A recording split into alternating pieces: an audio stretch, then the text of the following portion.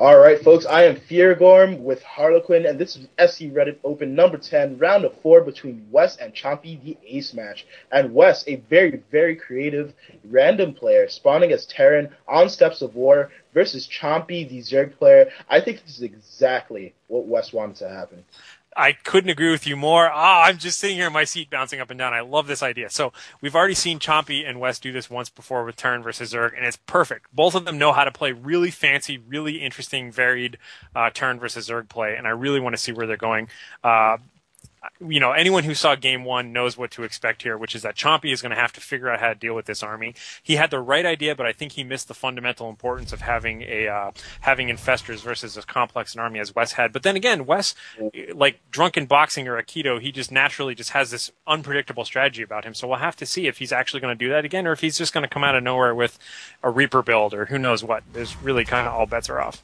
Yeah, and he is going barracks first, so yeah, we're definitely going to see something that's going to make Chompy either rage a little bit or just insta-win. Because barracks first is super aggressive. Yeah.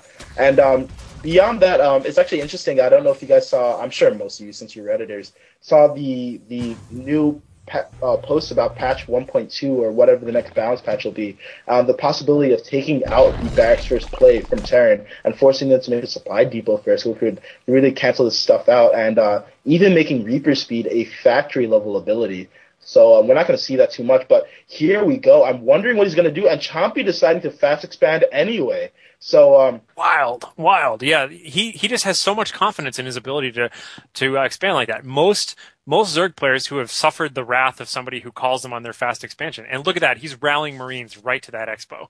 And he's setting up a bunker. There's a bunker. Oh, he's going to cut him off from his expansion. I was going to say most Zerg players who have ever suffered this kind of a fate would never consider doing a hatch first, but Chompy is just confident in his playstyle apparently. And here come the workers are going to come out to try and defend against Wes's aggressive bunker.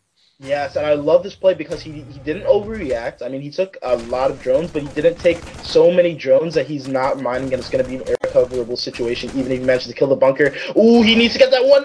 Oh, what is he doing? He killed the Marine. Please kill the SCV. Please kill the SCV. Oh, God. The SCV. Wow. Okay. What a way to do that. Yeah. Oh, man. Going for the Marine. Just like, nope, sorry. We're going to kill you, Marine.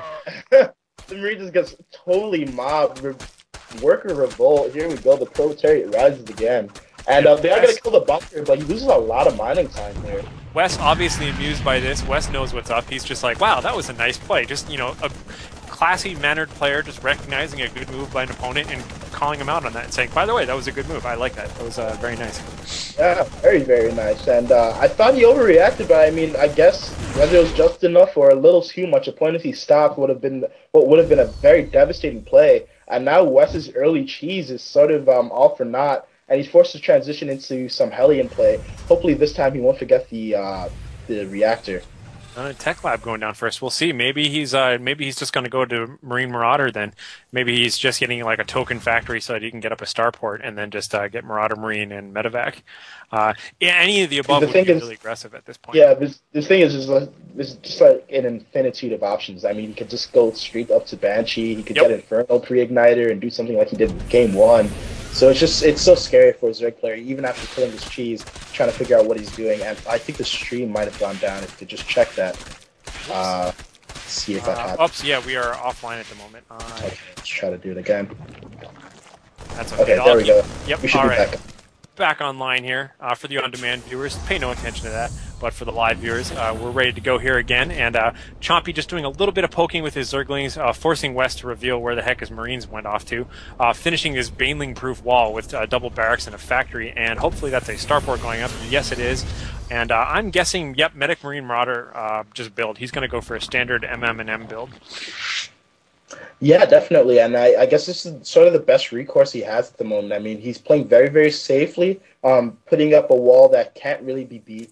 And Chompy, I wonder how he's going to respond. I mean, he's taking this opportunity. He's way ahead in the drone count. He is getting up Banelings. So very good anticipation from Wes, because those Banelings are only going to be good in an open field. They're not going to be able to get a bust in unless he goes for something completely awesome like a Nidus or anything.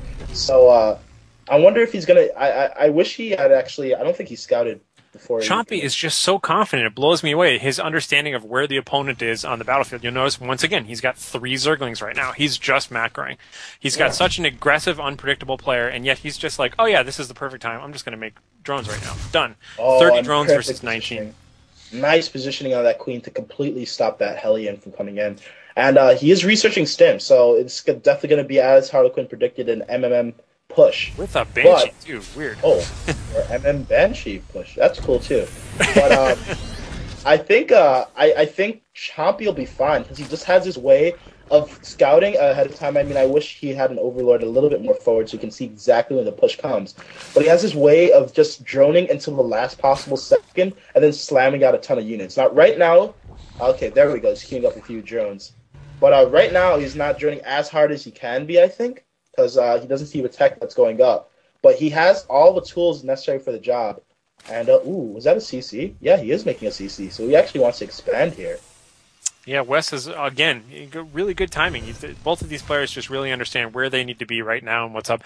I love the spine crawler position by Chompy. He makes it really painful for a Hellion to go in through his main and really painful for a Hellion to skirt around to the side and come in, and that's almost perfect positioning there. Most players think, oh, I want to have my spine crawlers up front, but no, one up front, one in the back works really well if you're anticipating Hellion drops or any kind of Hellion play like that. Really good, good idea. It's a little odd. I mean, he has a single Banshee, then he's like, okay, I'm just going to get a medevac now and 2 Marines.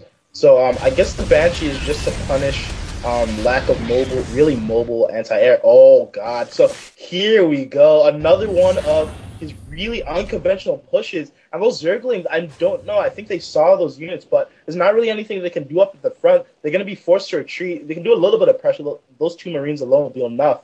But, oh, I like this, though. He has one spine crawl on the mineral line, so Marines dropping back there is not really going to be an option. It's going to be forced to go to the main, where there is a queen, and all the Zerglings scurry back into position. Perfect. Yeah, this is going to be real tough. The queens need to get on that Banshee, though, right away. Meanwhile, everybody's trying to hide. They just can't quite get out of the reach of that spine crawler. They finally got it. The Lingers are going to come in. And I think Chompy's base design is going to win it for him here, but he still has that annoying Banshee to deal with.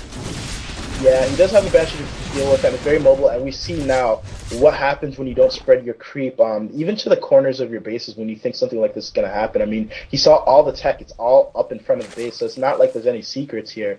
But I think Chompy, his only real weakness is that he just doesn't creep very well at all. Yeah, I've seen him. He gets locked into production so much that he just doesn't spare the extra mana for it, and he really should. And we're going to see a Hunter-Seeker missile, Harlequin. Wow. Hunter-Seeker missile getting upgraded. Banshee's coming out. Ghost Academy up. Interesting place. He's got all sorts of dropship capabilities now. He's going to probably be as annoying as he can now. This is a strange play. Yeah, and Chompy delaying that expansion a little bit more, forcing all those moves to come out and stem. Ooh, those Zerglings are going to do a lot of damage, though. So, yeah, he did. Oh, and the Roach is coming up out of nowhere. Chompy is so aggressive. He's just like... He is the appropriate amount of steps ahead. I'm not going to say he has a super huge advantage, but he's thinking ahead enough to have these kind of reinforcements right where they need to be exactly on time. And now here comes this heavy Roach push. The SCV is coming in just to help them, help those Marauders stay alive a little bit longer to focus them down. But man, that was a brutal push by Chompy. I mean, both players keep surprising me here. These guys are really fun to watch. And what do we see here? A Spire is going down. So this is going to be interesting, actually, because I'm not sure if the Raven, once it gets a Hunter-Seeker, actually changes to denote that. Let's watch it and see. I'm not sure if anyone ever expects a Hunter-Seeker missile. No. So if he comes up with those mutas at the wrong time, he can actually be in big trouble, because that Hunter-Seeker does do a tremendous amount of damage, and his splash damage as well. But right now, we see that Chompy is staying on 2 base, and he has a Baneling. I'd like to see him think about even more and more expansions. Oh, look at that. So ballsy. Going straight for the gold, saying, you know what? I did a lot of damage right there. Let me reward myself by taking a gold. I'd actually like to see him take down those rocks and take another expansion even closer. But this gold, I think, is a tremendously foresighted player here. Yep, and I'm surprised, you know, I guess because there's so much air moving around, he takes the one to the right, but a lot of good players take the northernmost, you know, they take the opposite gold from them, and they instead view the map as being divided left and right, not top and bottom. And it ends up being really easy to defend that, which is kind of counterintuitive. But I think with all the roving air units, he's just going to take his natural gold, or the next door gold, rather. But look at this army of banelings and roaches he's got. This is a really fancy anti-Terran army. Oh, and he's not in his bunkers. He's not using them. All the units are trying to run by. The Hunter Seeker goes out too. Wow. But he just run in. I guess he's protecting this kill the army at the front, and there's not really anything that Wes can do. I mean, there's no anti-air, but there's not enough air to do the damage he needs to kill. Well played, GG. Yeah, I think Wes got a little over creative. I think, you know, that was cool that he was getting those Hunter Seekers, but